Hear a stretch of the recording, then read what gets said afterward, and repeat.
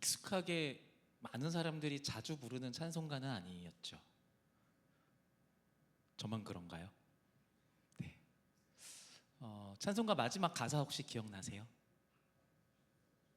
네, 뭐라고요? 십자가 지고. 네. 십자가를 어떻게 진대요? 기억나세요? 힘겹고 억지로 땀 흘리면서 어쩔 수 없이 진다고 하던가요? 기쁘게 진답니다. 기쁨으로 십자가를 지고 가면 괜찮대요. 참 모순입니다. 네, 십자가는 아픔이고 고난이고 역경이고 장애물이고 가시이고 한숨이거든요. 그런데 그 십자가를 기쁘게 지면 피눈물이 나는 게 아니라 기쁘답니다. 네, 이것이 저와 여러분들이 믿는 우리 기독교만이 가지고 있는 참 희한하고 신기한 특징 같습니다. 네, 이 귀한 신앙을 함께 살아갈 수 있어서 영광입니다. 제가 기도하겠습니다. 주님, 이 믿음의 고백을 담아 주님 앞에 예물을 드립니다. 감사 헌금으로 김나길, 1,000번째 헌금으로 노민서 노연서, 주님 이것뿐만이 아니라 헌신으로 땀방울로 삶의 모든 것으로 주께 기꺼이 드리기로 작정하는 사랑하는 주의 자녀들의 삶 위에 하늘의 복을 더하여 주시옵소서. 감사드리며 예수님의 이름으로 기도드립니다. 아멘.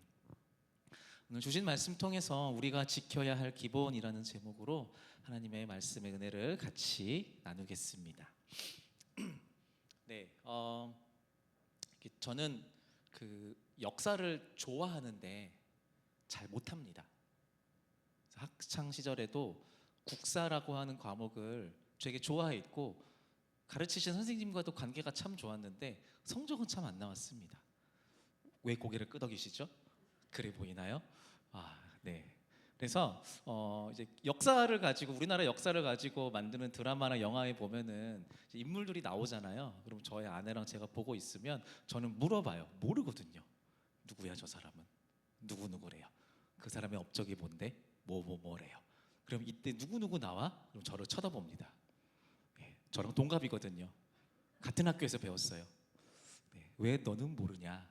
같이 배웠지 않느냐? 이러면서 놀림을 당하는데 그냥 재밌으라고 말씀드린 거고요. 조선시대의 왕 한 명을 좀 소개하겠습니다. 정조라고 하는 왕이 있습니다. 아세요 혹시? 네. 그냥 아는 척하셔도 돼요. 역사적으로 그 세종대왕 이후로 가장 현명하고 선한 왕이라는 평가를 받는 왕이 정조왕이라고 해요. 네. 그런데 이 정조왕의 재임 시절이요 그렇게 평탄하지는 않았다고 해요. 그도 그럴 것이 이 정조왕의 아버지, 그러니까 선왕이죠. 그 아버지가 누구냐? 바로 사도세자입니다. 네, 그 사도요. 네. 그러니까 역변에 몰려서 아버지에게 죽임을 당한 사도세자의 아들이 이 정조예요. 그래서 다른 형제가 없었던 터라 자연스럽게 이 영조 다음으로 조선의 왕으로 세워지게 됩니다. 비극이죠. 아픈 과거가 있는 것은 물론이고 왕 위에 오른 이후에도 이 정조는 많은 세력에 타겟이 됩니다. 그리고 수도 없이 많은 살해 위협에 놓였다고 해요. 그런데 이 정조 왕이 그의 재임 시절 동안 가장 많이 되뇌었던 이제 그 명언이 있는, 명언이라고 해야 되나요? 고언이라고 해야 되나요? 이제 그게 중용이라고 하는 책의 명언인데 이 명언이 되게 멋지거든요.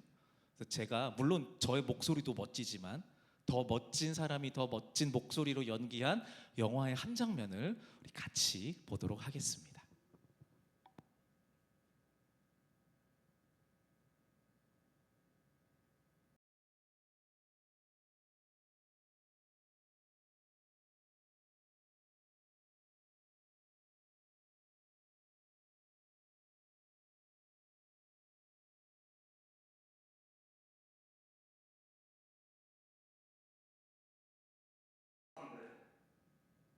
가르치는 경영관들이 나태하다면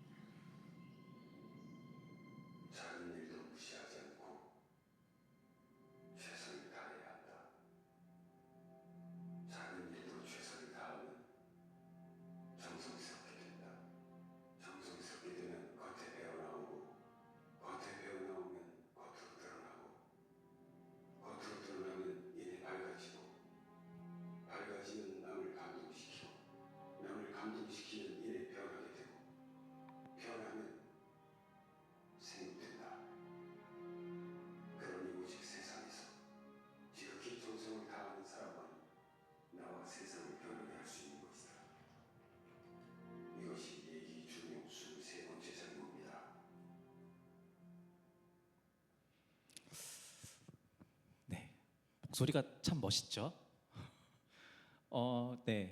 이게 실제로 이 중용 23장이 이 정조 자신을 비롯해 모든 신하들에게 암기토록 했다고 해요.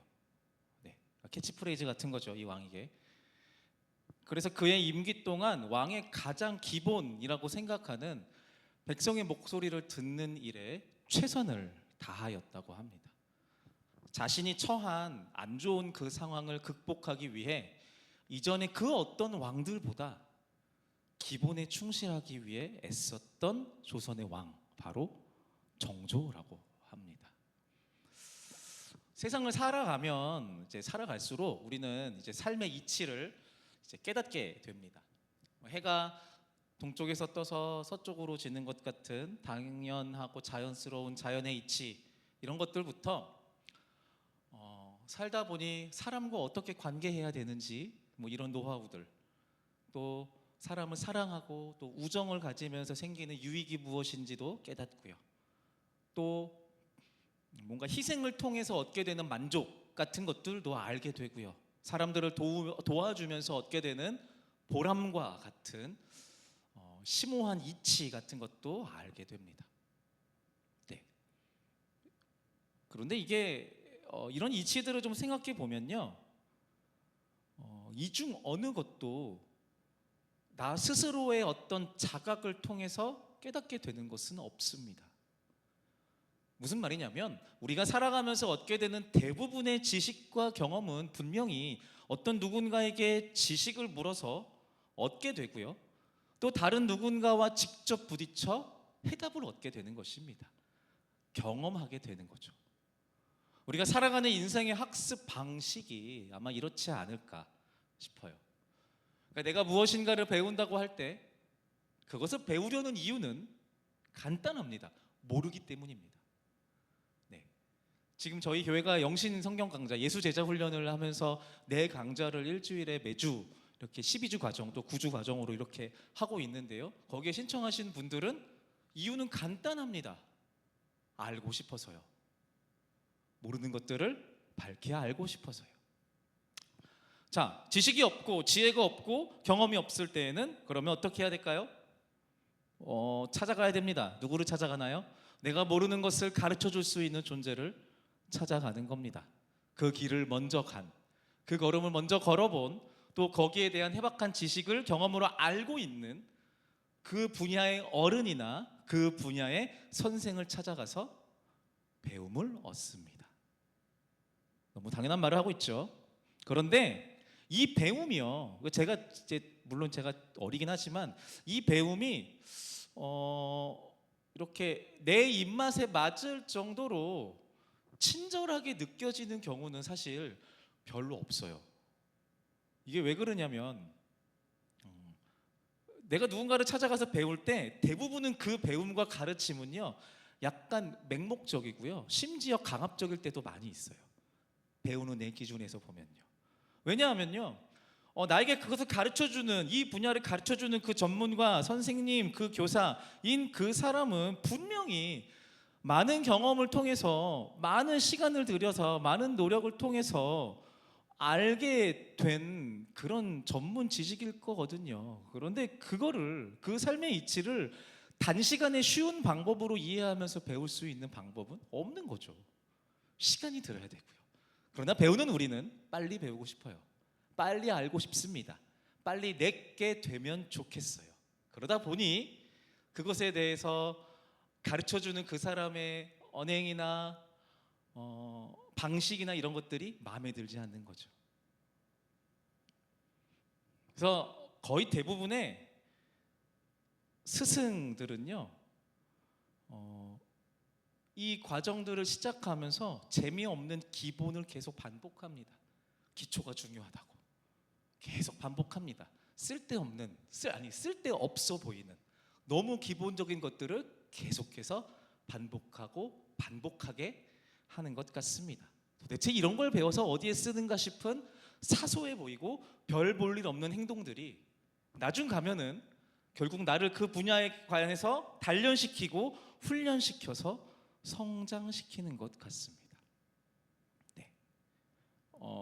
이런 식으로 우리의 삶에서 내가 지식과 지혜를 얻는 가장 확실한 방법이 무엇이냐라고 하면은 네, 시간이 필요한데 그 시간을 내가 쓰면서 지혜와 지식을 내 것으로 만드는 가장 확실한 첫 번째 단계는 너무나도 당연한 그 기본에 충실하는 겁니다. 그것을 생략하고 속성으로 배우는 것은 사실은 별로 존재하지 않습니다. 그렇게 배운다 해도 나중에 분명 탈이 납니다.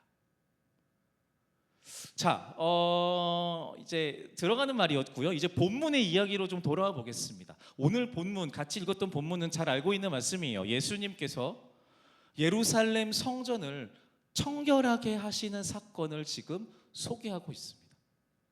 네, 잘 알고 있죠. 예수님이 예루살렘 성전 안에서 장사를 하고 있는 장사치들을 뒤엎으시고 이렇게 말씀하십니다. 우리 같이 한번 말씀 읽어볼까요? 시작. 내 집은 만민이 기도하는 집이라 칭함을 받으리라고 하지 아니하였느냐? 너희는 강도의 소굴을 만들어. 이렇게 말씀하시고요. 그러니까 뒤엎으면서 이 소리를 지르시고요. 그 앞으로 그 이후에 누구도 성전 안에서 물건을 갖고 지나다니지도 않도록 명령하십니다. 물건 들고 성전 안으로 다니면 안 되는. 그 이제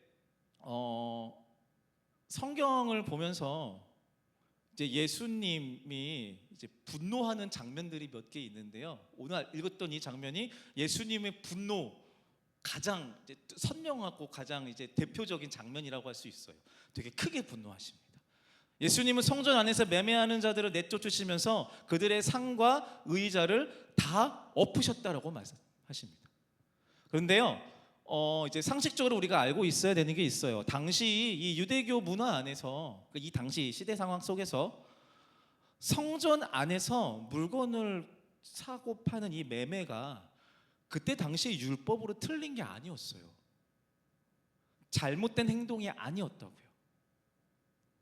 그러니까 절기 때 성전에 바칠 예물을 이제 필요하잖아요. 예물을 드려야 되는데 그 예물을 필요로 하는 유대인 신자들에게 자기의 것을 가지고 오면 각자 집에서 뭔가 뭐 농사를 짓든 뭐 목축을 하든 뭔가 자기의 재산은 있는데 그거를 가지고 성전에 예물로 드릴 수는 없어요. 규칙이 있었어요. 그런데 그 성전 앞에서 매매하는 사람들이 뭘 했느냐? 자기의 물건을 가지고 온 사람들의 그 물건을 받고 합당한 성전에 바칠 흠없는 제물로 바꿔주는 역할을 했었던 거예요. 네, 그러니까 잘못된 게 아니었어요. 괜찮은 거예요.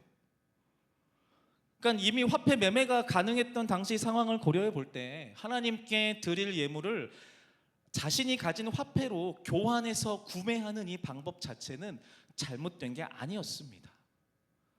그러면 이제 물음표를 달아야죠. 근데 예수님 왜 이렇게 화가 나셨지? 잘못된 것도 아닌데 왜 이러시는 거지? 역사적으로 당시 유대인들의 종교 지도자였던 대제사장 그 가야바의 허락하에 성전에서의 매매가 시작되었다고 하거든요. 그리고 잘 알다시피 이 시대의 성전이요. 네, 우리가 알고 있죠.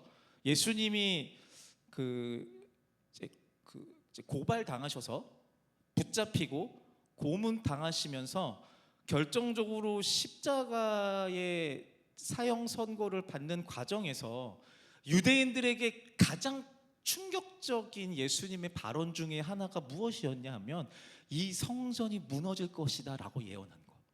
이게 되게 충격적인 거였어요. 왜냐하면 유대인들은 그 아픈 경험을 알고 있거든요. 선조들을 통해서 하나님의 집이 무너져서 바벨론의 포로로 끌려가고 이어져서 지금도 로마의 노예로 살고 있는 이 서름을 예수님 하나님의 집이 성전이 무너졌었던 그 아픔을 다시는 반복하지 말아야 돼라고 하며 살고 왔는데 이 예수라는 자가 이 성전이 무너질 것이다라고 예언하거든요. 유대인들은 이게 너무 충격적이었었어요. 근데 예수님이 그 말씀을 하신 이유는 간단해요. 이 성전이 썩었기 때문이죠. 그때 당시에 예루살렘 성전은 성전의 기능을 제대로 하고 있지 못하고 있었어요. 그러니까 절기에 제사를 지내고 성전을 섬기는 제사장들이 있긴 했어요. 그런데 이스라엘의 하나님인 여호와의 집이라 부를 수 있는 그 기능을 완전히 망각한 상태였습니다. 성전에서는 여호와 하나님을 부르기는 해요. 그런데 정작 그 여호와 하나님의 관심사였던 사람들, 그러니까 천대받고 멸시받던 수많은 낮은 자들이요, 고아와 과부와 같은 사람들, 이 사람들은요 보호처로서 성전에 있을 수 없었다라는 거죠. 그러니까 말이 안 되는 거예요. 성전 안에서 하나님을 부르면서 하나님을 예배하고 경배하는데 정작 하나님의 관심사인 사람들은 하나님의 집에 들어올 수 없는 상황이었죠. 그러니 성전이 아닌 거였습니다.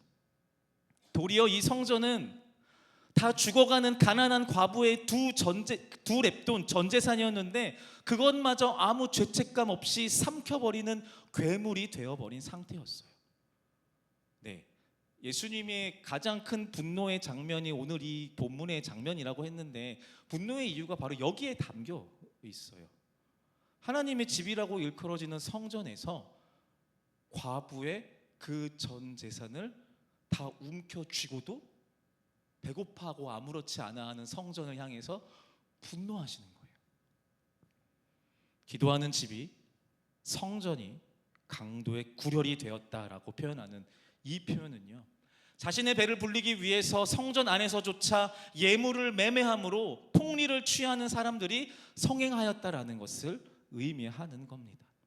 정말 뿌리부터 썩었기 때문에 이파리까지 전부 다 썩어 있었던 겁니다.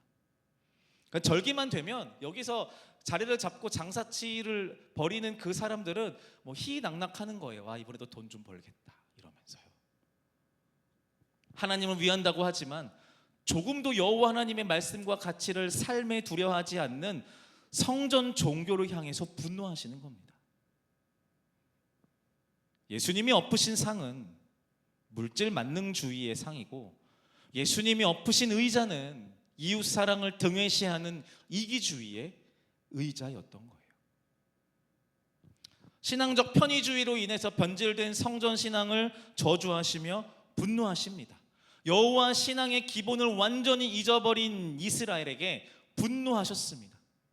상을 뒤엎으시면서 그곳의 사람들, 그러니까 종교적으로 신앙적으로 타락해서 이제 죄책감도 갖지 못하던 성전 지도자들과 유대인들 모여있는 그 사람들을 지금 분노하시면서 고치려고 하시는 거예요. 탈바꿈시키려고 하시는 거예요. 그래서 그들의 상을 뒤엎은 겁니다. 이게 먼저거든요. 뒤엎어져야지 새로 시작하니까. 그러면 뒤엎었어요. 그들의 가치관은 모두 뒤엎었어요. 사람들은 어안이 벙벙하겠죠. 이 예수라는 자가 왜 이러나? 내 편 아니었나? 뭐지? 어안이 벙벙하면서 이걸 어떻게 치우지? 다시 시작해야 되는데, 시작해야 되는 사람들을 향해서 예수님이 하신 첫 번째 명령이 이거예요. 이게 오늘 함께 주목하고 싶은 부분이거든요. 16절의 말씀 같이 한번 읽어보도록 하겠습니다. 시작. 아무나 물건을 가지고 성전 안으로 지나다님을. 구약의 출애굽 시절에요, 여호와 하나님을 만나고 싶었던 이스라엘 백성들, 구약 시대예요. 그 이스라엘 백성들은요, 모세의 성막이라고 하는 이제 특이한 구조, 이게 이제 예루살렘 성전의 이제 시초 모델이 되는 거거든요. 이제 모세의 성막, 그 성막을 통해서 하나님을 간접적으로 만났습니다. 그러니까 구별된 레위인들, 레위 지파의 사람들, 그 중에서도 구별된 제사장, 그 중에서도 대제사장이요, 구별된 1년에서 단 며칠만 그 하나님이 존재하는 그 지성소 안으로 들어갈 수 있었어요. 진짜 며칠만. 그것도 그냥 들어가는 게 아니라 와 드디어 들어간다 이렇게 들어가는 게 아니라 완벽하게 정결한 삶이 보장되어 있는 상태에서만 거기를 들어갈 수 있었어요. 대제사장이 지성소로 들어갈 때에 대제사장의 발목에 방울을 달았다라고 그때 목사님 설교에서도 우리가 같이 나눴었는데요. 왜 그렇죠? 혹시라도 자기의 삶에서 정결하지 못해서 하나님의 지성소 안에 들어갔는데 하나님의 영광에 의해 죽으면 끌어내려고요. 방울소리가 안 들리면 끌어내려고. 그 정도로 당시 이스라엘 백성들, 제사장들, 이스라엘 백성들이죠. 이들에게 하나님을 예배하고 하나님을 경배한다라고 하는 것은 지금과는 비교할 수도 없을 정도로 무거운 일이었어요. 엄청난 신중함이 필요하고요, 진지함이 필요하고 진심이 필요한 일이었어요. 한 사람뿐만이 아니라 모든 민족의 정성과 진심, 정말 상상할 수도 없을 정도로 무겁도록 진지한 시대가 바로 그때였단 말이에요. 출애굽 시절 그 광야 안에서요. 그래서 아무나 하나님의 임재를 보지 못했습니다. 보고 싶을 때 아무 때나 보지 못했어요. 당연하죠. 경험하고 싶다고 아무나 경험하지 못했습니다. 그 레위기에 보면요, 레위기라는 성경에 보면 제사를 섬기는 사람들의 조건이 기록되어 있어요. 네, 절기에 제사를 섬기는 사람들의 조건이 기록되어 있는데요. 여기에 그러니까 이제 성경 그때 당시에 문화 안에서 쓰여진 거기 때문에 이것을 절대화시키진 마시고 어떻게 쓰여 있냐면요, 몸이 불편한 사람과 장애를 가진 사람은 성전 안에서 그 봉사를 하지 못하게 적어놨어요. 심지어 어떤 사람도 있냐면요, 왼손잡이도 성전 봉사에 금지당했습니다. 근데 이것을 신기한 거는 이거를 억울해하는 유대인들이 아무도 없었어요. 당연한 거였어요. 영광의 하나님을 내 기준에서 쉽고 편하게 생각하는 유대인들은 당시에 단 한 명도 없었습니다. 불편하죠. 거리감이 있죠. 왜 나는 안 돼? 라는 생각이 들 수도 있죠. 그런데 이런 불편함과 거리감이 너무나도 당연하게 모두에게 여겨졌던 시대가 바로 이 출애굽 시대였단 말이에요.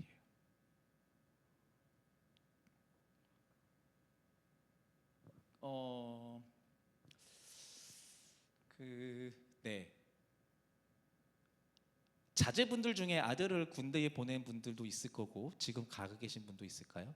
네. 제가 군대 처음 입대했을 때 이등병으로 이제 각 잡고 이렇게 앉아 있는데 그때 당시 병장 선임병들이 농담 삼아서 이야기하던 게 있었거든요. 이렇게 얘기했어요. 야, 요즘 애들 진짜 편하다. 이러다가 이등병들이 누워서 TV를 보는 날이 올 거야. 이게 군대냐?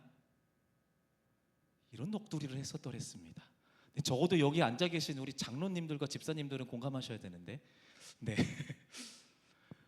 예물을 드리기 위해서 이 성전 안에서 물건 매매가 일어나는 이 광경을 만약에 구약 성경의 출애굽 1세대들이 목격한다면 이렇게 말하지 않을까요? 와, 요즘 제사 진짜 편해졌다. 뭐 돈만 있으면 누구나 예물 드리고 죄사함 받겠네. 말세다, 말세야 라고 했을 것 같아요. 제가 지금 영신교회에 6년째 지금 이제 심호하고 있는데요. 오고 가면서 그래도 제법 많은 이야기를 듣는 중에 이제 우리 최규철 원로 목사님과 우리 사모님께서 이 교회를 든든하게 세워가는 과정에 대한 이야기를 종종 듣습니다. 그러니까 지금은 상상도 못할 만큼 엄숙하고도 또 진지하게 그리고 진심을 다해서 공동체를 세우고 신앙을 세워가고 예배를 준비하셨더라고요. 그게 신앙 미천이 되어서 지금의 이 영신교회를 세웠다고 해도 과언이 아닌 것 같습니다. 예전 같지 않은 젊은 사람들의 헌신과 참여와 그 빈틈을 보면서 답답해 하시는 분들이 있겠다라는 생각을 제가 해봤어요. 저 역시 상대적으로 젊은 세대에 속하다 보니 민망함도 있습니다.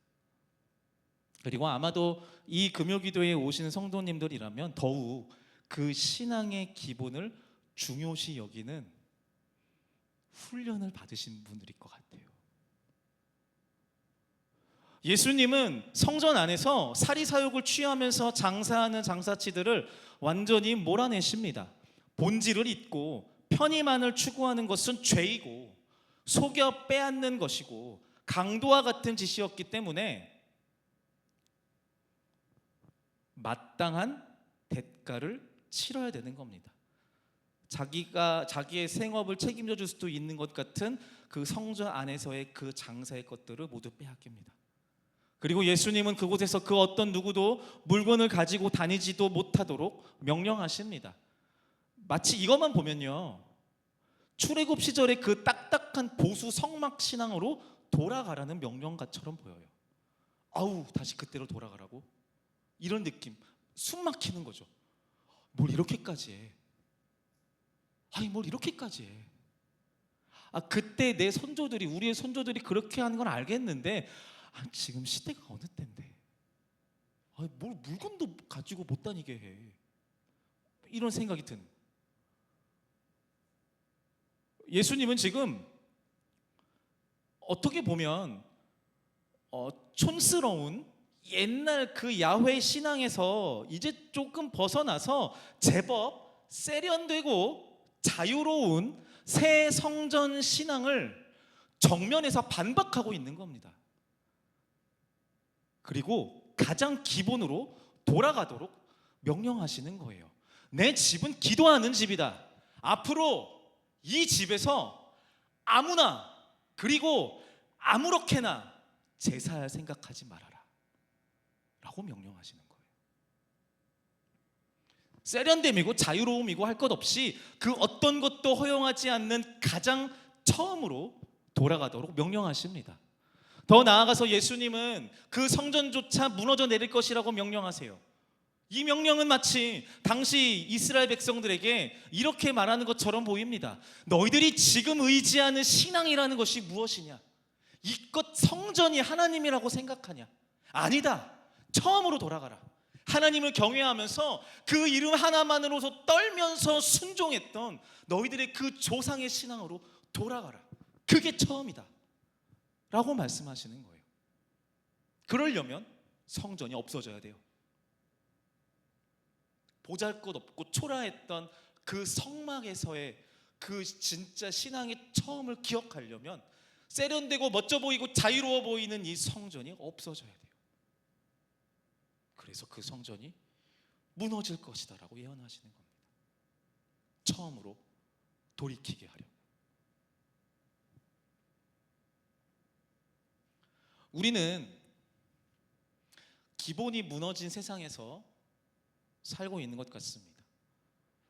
말세라고 표현할 수밖에 없는 극악무도한 범죄는 물론이고요, 교회 안에서조차 차마 눈뜨고 볼 수 없는 부끄럽고 창피한 일들이 버젓이 일어나고 있습니다. 그리고 많은 사람들이 이 말세 현상의 원인을 영적으로 찾기 위해서 애씁니다.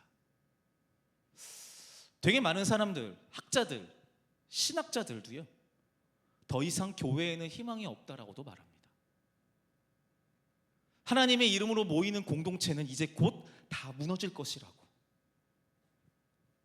힘이 없다고 말합니다.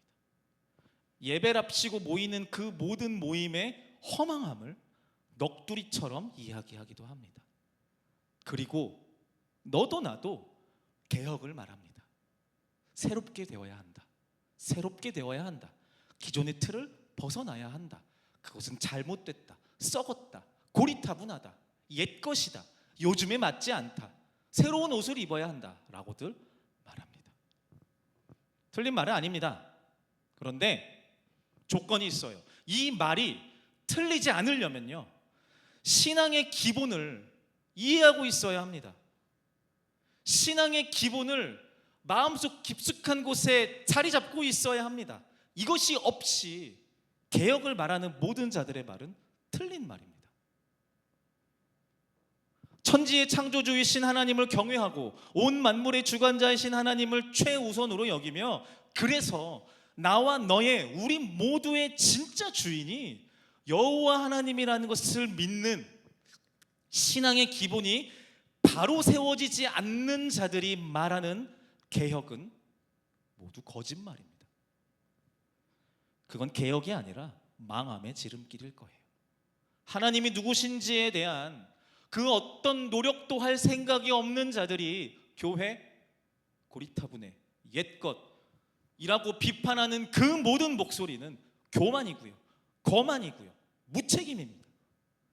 그리고 동일하게 구태의연한 옛것에 치중하려는 자세도 경계해야 합니다. 이게 기본이야라고 착각하는 우리의 선입견도 버려야 하겠죠.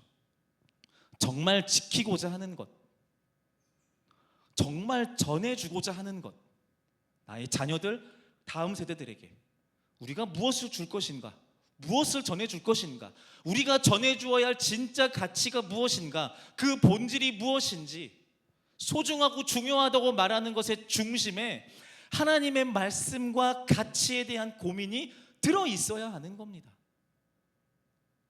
우리가 잘 알다시피 우리가 연초부터 12돌 프로젝트를 함께 기도하면서 준비하고 진행하고 있습니다. 여러분들 이 12돌 프로젝트 생각하면 어떤 것들이 떠오르시나요? 2층 잘 지어서 우리 어린이부와 청년부에게 줘야지, 예쁜 건물 만들어 줘야지. 아니요, 그건 도구입니다. 우리가 정말 전해줘야 할 것이 무엇인지를 고민해 봐야 합니다. 생각해 봐야 합니다. 신앙의 선배인 우리들이 우리의 신앙 후배들인 우리의 다음 세대들에게, 얘들아, 나의 아들, 딸들아, 사랑하는 청년들아, 청소년들아, 너희들이 10년, 20년 후에 이런 식으로 이런 삶을, 이런 신앙을 살았으면 좋겠어, 이런 공동체가 있으면 좋겠어 라고 말할 때 그 이런이라고 하는 그 안에 어떤 가치를 담아낼 것인가, 우린 그것을 고민해 봐야 되는 거예요. 무작정 아이들의 입맛에 맞춰서 새로운 것을 주는 것이 대수는 아니겠지만, 내가 그냥 밑도 끝도 없이 맞고 가장 중요하다고 여기는 것에 대해서 강요할 수도 없습니다. 내가 그것에 대한 고민이 없다면요, 내가 그 가치에 대해서 잘 알지 못하다면요, 습관화되어 있긴 한데, 나에게 분명한 진리인 것 같기는 한데 내가 그것에 대해서 명확하게 설명할 수도 없고 믿는 바도 명확하지 않으면서 뭘 전해주겠습니까? 12돌 프로젝트는 그래서 우리의 돈을 모으는 프로젝트가 아니에요. 우리의 마음을 모으기 위해서 신앙의 본질을 다시금 깨닫는, 기억해내는, 몰랐다면 다시 배우는 그런 프로젝트인 겁니다.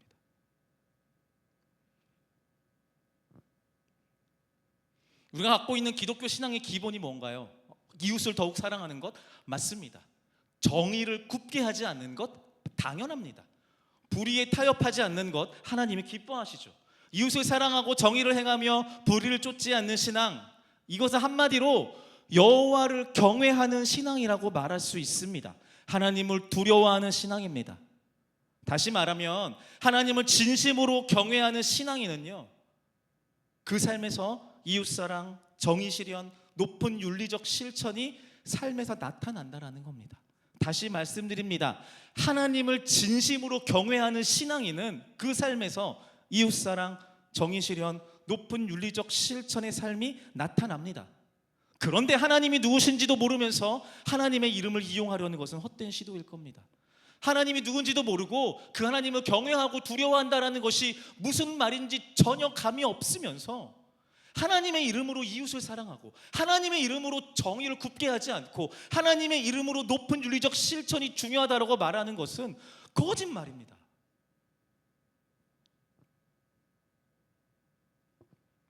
우리는 예수 그리스도의 십자가의 복음을 통해서 구약시대의 출애굽 1세대 유대인들과는 비교할 수 없는 신앙의 자유를 누리게 되었습니다. 네, 맞아요. 그런데 내가 가진 신앙의 자유가 그냥 나 편하자고 주어진 신앙이 아니라는 것을 우리는 알아야 합니다.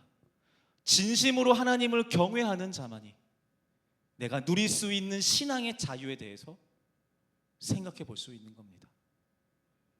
그렇다면 하나님을 진심으로 경외하는 신앙은 어떻게 만들어지나요? 기본입니다. 기본에서 시작해야 합니다. 그래서 우리의 신앙의 자리가 중요합니다. 기도의 자세가 중요합니다. 내가 누려도 되는 신앙의 자유가 하나님을 경외하는 신앙의 기본에서 시작되지 않으면 그 신앙은 변질됩니다. 너무 잘 알고 있다고 생각하는 우리의 기독교 신앙의 기본을 도외시한다면 기본을 완전히 잃어버린 예수님 시대의 그 성전처럼 하나님을 잃어버리고 불의를 부끄러워하지 않으며 내가 믿는 하나님에 대한 지식도 존중도 경외함도 없는 껍데기 기독교 종교의 모습이 우리의 신앙에서도 나타나게 될 것입니다. 이 이야기에 동의하신다면 소위 말하는 지금 이 시대의 기독교의 위기는 우리와도 너무나도 세대 차이가 나는 신앙이라고는 찾아볼 수 없는 것 같은 그 젊은 세대들의 이상한 신앙 형태에서 비롯된 것은 아닐 겁니다. 신앙의 기본을 잊은 기성세대의 신앙의 모습부터 돌이켜봐야 할 것입니다.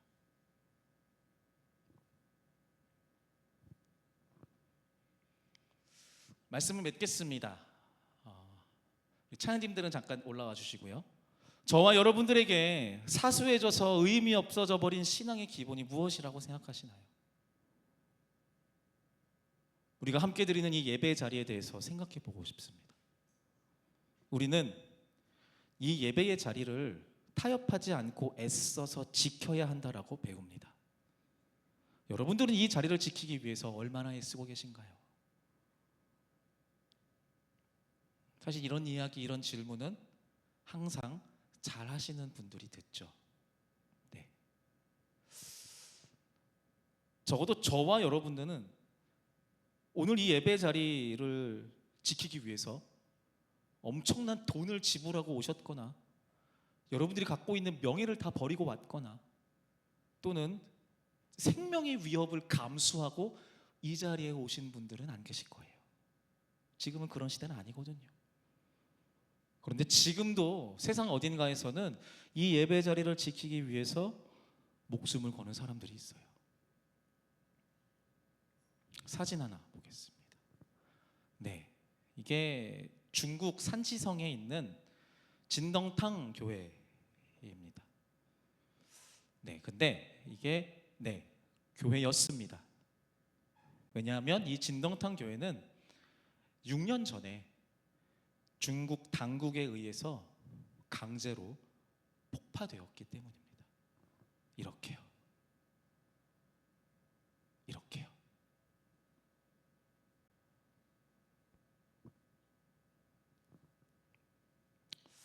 예배의 처소라는 말을 하죠.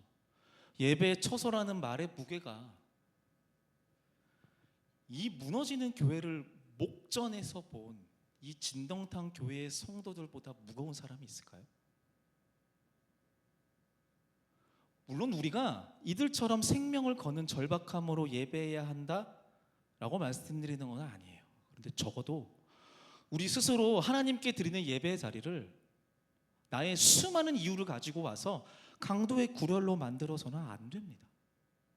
내게 주어진 자유함을 악용하여 신앙의 안일함을 만들어내서는 안 된다는 겁니다. 우리는 하나님의 독생자 예수 그리스도의 피값으로 예배하는 것입니다. 착각하면 안 됩니다. 누가 이 예배가 공짜라고 하던가요? 이 메시지를 듣는 내가 초신자가 아니라면, 그리고 예수 그리스도의 십자가와 부활을 믿고 있다면 우리는 안일하게 생각했던 우리 안에 있는 버릇없고 그릇된 자세로 이렇게 예배할 수 없을 겁니다. 이 신앙의 자리를, 예배의 자리를 귀하게 여겨야 합니다. 나의 마음가짐을 진지하게 하기 위해서 먼저 나의 온 매무새를 다시 잡아야 합니다. 하나님을 향한 나의 진심을 분명하게 하기 위해서 내 부르심과 사명이 무엇인지를 다시 한번 깨닫게 하기 위해서 기도의 자리를 타협하지 않고 지켜야 합니다. 여러분, 신앙의 기본을 타협하지 마십시오. 내게 있는 자유로 신앙의 기초가 되는 자리를 소홀히 여기지 않는 크리스찬이 되시기를 바랍니다. 기본을 잘 지킬 때 누릴 수 있는, 기본에 충실할 때 누릴 수 있는 신앙의 자유함을 아는 그런 저와 여러분들 다 되시기를 바랍니다. 이 시간 우리가 함께 같이 기도